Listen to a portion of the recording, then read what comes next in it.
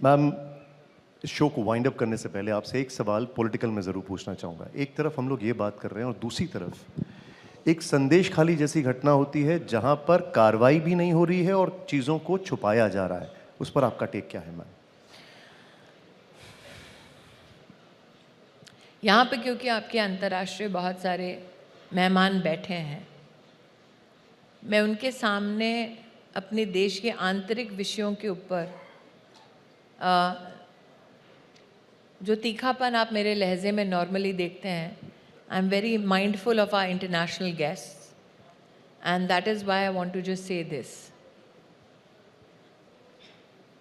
वहाँ जो हुआ, और मैं जानबूझकर हिंदी में ही कहूँगी, वहाँ जो हुआ वो भारतीय तो क्या किसी भी इंसान की सोच के परे है।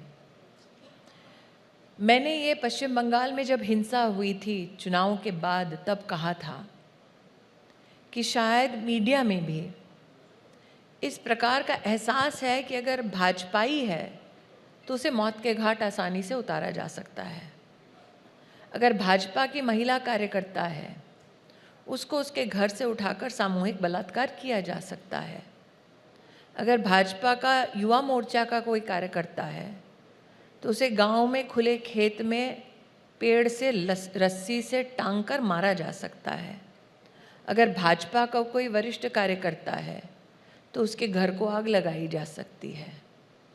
एज दो चूंकि हम भाजपा से हैं इसलिए पश्चिम बंगाल में हमें कोई मौत के घाट उतार दे तो किसी को कोई फ़र्क नहीं पड़ना चाहिए, क्योंकि ये हमारी पॉलिटिकल कॉस्ट है जो हम देते हैं लड़ने के लिए। संदेश खाली में वो हैं जो भाजपाई नहीं हैं। They came for us first, they are coming for their own now. आप सोच सकते हैं कि जिन लोगों ने ममता जी को वर्षों वर्ष तक सहयोग दिया, सहायता दी, उन औरतों को घरों से उठा उठा कर बलात्कार किया जाता है। क्या ये कोई सोच सकता था कि ममता बंदोपाध्याय को पता ही नहीं है कि हाउस टू हाउस औरतों को उनकी उम्र, उनके धर्म के आधार पर चिन्हित करके उठाया जा रहा था। और इसलिए मैंने कहा they came for us first, they are coming for you now. और निशान जी, स्तब्ध करने वाली बात यह है, राजनीति अपनी तरफ, कांग्रेस के कार्यकर्ताओं की भी हत्या हुई।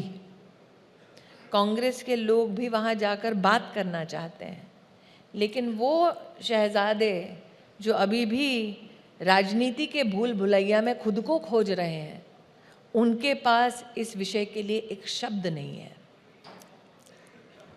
Okay, ma'am, I know this is a very, very serious subject, but since we're I'm running out not of... deliberately speaking on this subject in English because we have international guests, and I'm very mindful that in front of international guests, I will not talk about domestic political agendas.